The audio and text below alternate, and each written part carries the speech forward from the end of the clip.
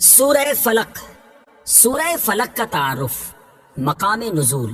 ایک قول یہ ہے کہ سورہ فلق مدینہ منورہ میں نازل ہوئی اور ایک قول یہ ہے کہ مکہ مکرمہ میں نازل ہوئی ہے.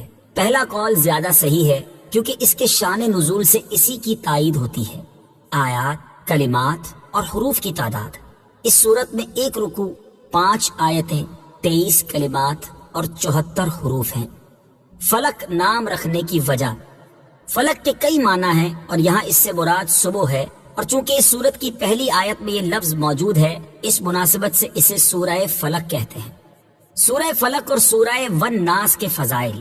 احادیث میں سورہ فلق اور سورہ والناس کے بہت فضائل بیان کیے گئے ہیں. ان میں سے 3 فضائل سماعت فرمائیے. نمبر 1، حضرت عقبہ بن عامر رضی اللہ تعالی عنہ سے روایت ہے. مسلم شریف کی حدیث ہے. نبی کریم صلی اللہ تعالی علیہ وآلہ وسلم نے ارشاد فرمایا، کیا تم نے نہیں دیکھا کہ آج رات مجھ پر ایسی آیتیں نازل ہوئی ہیں جن کی مثل نہیں دیکھی گئی؟ وہ آیتیں قل اعوذ برب الفلق سورت کے آخر تک اور قل اعوذ برب الناس سورت کے آخر تک ہیں. نمبر 2، حضرت ابو سعید خدری رضی اللہ تعالی عنہ فرماتے ہیں، ترمذی شریف کی حدیث ہے، حضور پر نور صلی اللہ تعالی علیہ وآلہ وسلم جنات سے اور انسانوں کی نظر سے پناہ مانگا کرتے تھے، یہاں تک کہ سورہ فلق اور سورہ والناس نازل ہوئی. پھر آپ نے ان سورتوں کو پڑھنا شروع کر دیا اور ان کے علاوہ دیگر وظائف کو چھوڑ دیا. نمبر 3، حضرت عابس جوہنی رضی اللہ تعالیٰ عنہ سے روایت ہے، حضور اقدس صلی اللہ تعالی علیہ وآلہ وسلم نے ارشاد فرمایا، میں تمہیں وہ کلمات نہ بتاؤں جو شریر جنات اور نظر بد سے اللہ تعالیٰ کی پناہ طلب کرنے میں سب سے افضل ہیں. انہوں نے عرض کی، یا رسول اللہ صلی اللہ تعالی علیہ وسلم کیوں نہیں، آپ ضرور بتائیے. ارشاد فرمایا، وہ کلمات یہ دونوں صورتیں ہیں. نمبر 1، قل اعوذ برب الفلق. نمبر 2، قل اعوذ برب الناس. سورہ فلق اور سورۃ الناس کا شان نزول. یہ سورت اور سورۃ الناس جو اس کے بعد ہے اس وقت نازل ہوئی جبکہ لبید بن عاصم یہودی اور اس کی بیٹیوں نے حضور پر نور صلی اللہ تعالی علیہ وآلہ وسلم پر جادو کیا اور حضور اکرم صلی اللہ تعالی علیہ وسلم کے جسم مبارک اور ظاہری اعضاء پر اس کا اثر ہوا، البتہ دل، عقل اور اعتقاد پر کچھ اثر نہ ہوا. چند دنوں بعد حضرت جبریل علیہ السلام آئے اور انہوں نے عرض کی، ایک یہودی نے آپ صلی اللہ تعالی علیہ وآلہ وسلم پر جادو کیا ہے اور جادو کا جو کچھ سامان ہے وہ فلاں کنویں میں ایک پتھر کے نیچے دبایا ہوا ہے. رسول کریم صلی اللہ تعالی علیہ وآلہ وسلم نے حضرت علی المرتضیٰ کرم اللہ تعالی وجہ الکریم کو بھیجا اور انہوں نے کنویں کا پانی نکالنے کے بعد پتھر اٹھایا تو اس کے نیچے سے کھجور کے درخت کے نرم حصے سے بنی ہوئی تھیلی برآمد ہوئی جس پہ حضور اقدس صلی اللہ تعالی علیہ وسلم کے وہ منہ مبارک جو کنگھی سے برآمد ہوئے تھے اور نبی کریم صلی اللہ تعالی علیہ وآلہ وسلم کی کنگھی کے چند دندانے اور ایک ڈورا یا کمان کا چلہ جس میں 11 گرہیں لگی تھی اور ایک موم کا پتلا تھا جس میں 11 سوئیاں چبھی ہوئی تھی. یہ سب سامان پتھر کے نیچے سے نکالا اور حضور پر نور صلی اللہ تعالی علیہ وآلہ وسلم کی خدمت میں حاضر کیا گیا. اللہ تعالیٰ نے یہ دونوں صورتیں نازل فرمائیں. ان دونوں صورتوں میں 11 آیتیں ہیں، 5 سورہ فلق میں اور 6 سورہ ناس میں. ہر ایک آیت کے پڑھنے کے ساتھ ایک ایک گرہ کھلتی جاتی تھی، یہاں تک کہ سب گرہیں کھل گئیں اور حضور پر نور صلی اللہ تعالی علیہ وسلم بالکل تندرست ہو گئے. تعویذات اور عملیات سے متعلق ایک شرعی مسئلہ. یہاں ایک مسئلہ ذہن نشین رکھیں کہ وہ تعویذ اور عملیات جن میں کفر یا شرک کا کوئی کلمہ نہ ہو جائز ہیں، خاص کر وہ عمل جو آیات قرآنیہ سے کیے جائیں یا احادیث میں وارد ہوئے ہوں. حدیث شریف میں ہے کہ حضرت اسماء بنت عمیس رضی اللہ تعالی عنہا نے عرض کی، یا رسول اللہ صلی اللہ تعالی علیہ وآلہ وسلم، جعفر کے بچوں کو جلد جلد نظر ہوتی ہے، کیا مجھے اجازت ہے کہ ان کے لیے عمل کروں؟ حضور پر نور صلی اللہ تعالی علیہ وسلم نے اجازت دی. سورہ فلق اور سورۃ الناس کے شان نزول سے حاصل ہونے والی معلومات.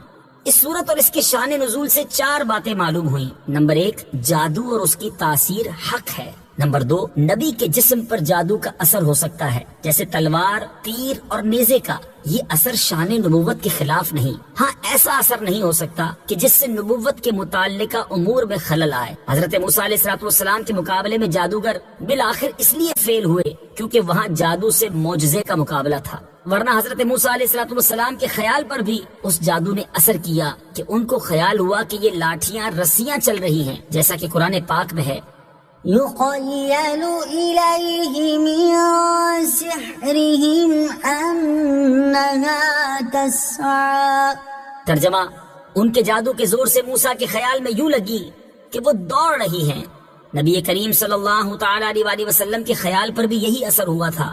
نمبر 3، جادو کو دور کرنے میں سورہ فلق اور سورہ ناس میں خصوصی تاثیر ہے۔ نمبر 4، جادو، ٹونا اور عملیات و اثرات اور بیماریوں کو ختم کرنے کے لیے قرآن پاک کی سورتوں اور آیتوں کو استعمال کیا جا سکتا ہے، جیسا کہ اوپر بیان ہوا، اور خود بخاری شریف میں سورہ فاتحہ کو اس مقصد کے لیے استعمال کرنے کا بیان موجود ہے۔ سورہ فلق کے مضامین۔ اس سورہ مبارکہ میں تمام مخلوق کے شر سے، رات کے اندھیرے کے شر سے، جادوگروں کے شر سے اور حسد کرنے والے کے شر سے اللہ تعالیٰ کی پناہ مانگنے کی تعلیم دی گئی ہے۔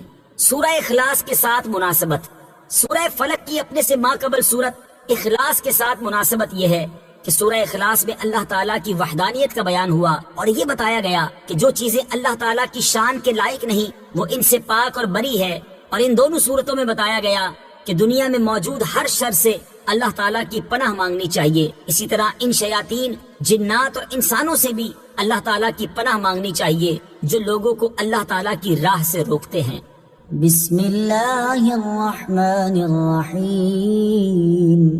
ترجمہ: اللہ کے نام سے شروع جو نہایت مہربان رحمت والا ہے۔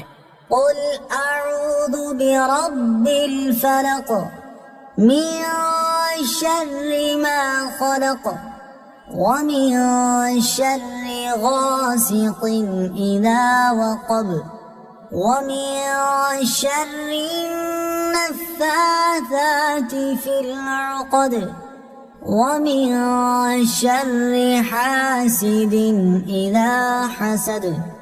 ترجمہ: تم فرماؤ میں صبح کے رب کی پناہ لیتا ہوں اس کی تمام مخلوق کے شر سے اور سخت اندھیری رات کے شر سے جب وہ چھا جائے، اور ان عورتوں کے شر سے جو گروہ میں پھونکے مارتی ہیں، اور حسد والے کے شر سے جب وہ حسد کرے۔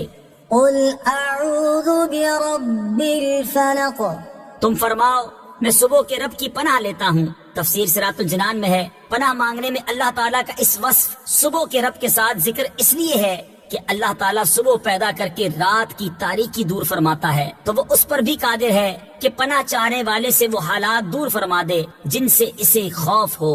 نیز جس طرح تاریک رات میں آدمی صبح طلوع ہونے کا انتظار کرتا ہے، اسی طرح خوف زدہ آدمی امن اور راحت کا منتظر رہتا ہے۔ اس کے علاوہ صبح مجبور و لاچار لوگوں کی دعاؤں کا اور ان کے قبول ہونے کا وقت ہے، تو اس آیت سے مراد یہ ہوئی کہ جس وقت کرب اور غم والوں کو آسانیاں دی جاتی ہیں اور دعائیں قبول کی جاتی ہیں، میں اس وقت کو پیدا کرنے والے کی پناہ چاہتا ہوں۔ ایک قول یہ بھی ہے کہ فلق جہنم میں ایک وادی ہے۔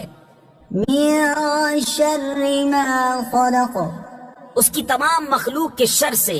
تفسیر صراط الجنان میں ہے، اس آیت میں ہر مخلوق کے شر سے پناہ مانگی گئی ہے، خواہ جاندار ہو یا بے جان، مکلف ہو یا غیر مکلف۔ اور بعض مفسرین نے فرمایا ہے کہ یہاں مخلوق سے مراد خاص ابلیس ہے جس سے بدتر مخلوق میں کوئی نہیں۔ ومن شر غاسق اذا وقب۔ اور سخت اندھیری رات کے شر سے جب وہ چھا جائے۔ تفسیر صراط الجنان میں ہے، ام المومنین حضرت عائشہ رضی اللہ تعالی عنہا سے مروی ہے کہ رسول کریم صلی اللہ تعالی علیہ وآلہ وسلم نے چاند کی طرف نظر کر کے ان سے فرمایا، اے عائشہ رضی اللہ تعالی عنہا، اس کے شر سے اللہ تعالی کی پناہ، یہ جب ڈوب جائے تو اندھیرا ہو جاتا ہے۔ اس سے مراد مہینے کی آخری راتیں ہیں جب چاند چھپ جاتا ہے، تو جادو کے وہ عمل جو بیمار کرنے کے لیے ہیں اسی وقت میں کیے جاتے ہیں۔ ومن شر النفاثات في العقد۔ اور ان عورتوں کے شر سے جو گروہ میں پھونکے مارتی ہیں۔ تفسیر صراط الجنان میں ہے، یعنی جادوگر عورتوں کے شر سے پناہ مانگتا ہوں جو ڈوروں میں گرا لگا لگا کر ان میں جادو کے منتر پڑھ پڑھ کر پھونکتی ہیں، جیسا کہ لبید کی لڑکیوں نے نبی کریم صلی اللہ تعالی علیہ وسلم پر جادو کرنے کے لیے کیا تھا۔ تعویذات سے متعلق ایک اہم شرعی مسئلہ۔ یاد رہے کہ ناجائز کاموں کے لیے تعویذ گنڈے ناجائز و حرام ہیں، جبکہ جائز مقصد کے لیے گنڈے بنانا اور ان پر گرا لگانا، قرآن مجید کی آیات یا اللہ تعالیٰ کے اسماء پڑھ کر دم کرنا جائز ہیں۔ جبور صحابہ کرام اور تابعین رضی اللہ تعالی عنہم اسی پر ہیں، اور نبی کریم صلی اللہ تعالی علیہ وسلم کے عمل مبارک اور ارشاد سے بھی یہ چیز ثابت ہے۔ چنانچہ حضرت عائشہ صدیقہ رضی اللہ تعالی عنہا سے روایت ہے، مسلم شریف کی حدیث ہے، آپ فرماتی ہیں کہ جب حضور پر نور صلی اللہ تعالی علیہ وسلم کے اہل میں سے کوئی بیمار ہوتا تو حضور اقدس صلی اللہ تعالی علیہ وسلم معوذات یعنی سورہ فلق اور سورہ ناس پڑھ کر اس پر دم فرماتے۔ اور حضرت عبید بن رفاعہ رضی اللہ تعالیٰ عنہ سے روایت ہے کہ حضرت اسماء بنت عمیس رضی اللہ تعالی عنہا نے رسول کریم صلی اللہ تعالی علیہ وسلم سے عرض کی، یا رسول اللہ صلی اللہ تعالی علیہ وسلم، حضرت جعفر رضی اللہ تعالیٰ عنہ کے بیٹوں کو بہت جلد نظر لگ جاتی ہے، کیا میں کچھ پڑھ کے ان پر دم کر دیا کروں؟ ارشاد فرمایا، ہاں، کیونکہ اگر کوئی چیز تقدیر سے سبقت لے جا سکتی تو نظر ضرور اس سے سبقت لے جاتی۔